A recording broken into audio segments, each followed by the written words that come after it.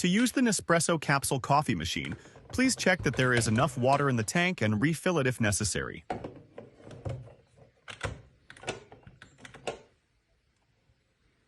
Insert a capsule into the container and close the lid firmly until it stops.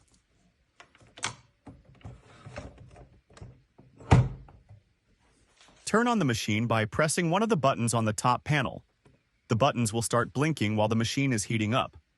Wait until the blinking stops. The machine is then ready to use. Place a cup and press one of the buttons to rinse the system. Next, place your coffee cup. Select your preferred cup size and press the corresponding button.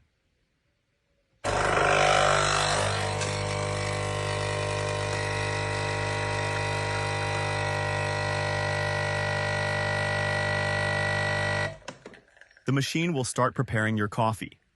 Press the button again if you want to stop the process early.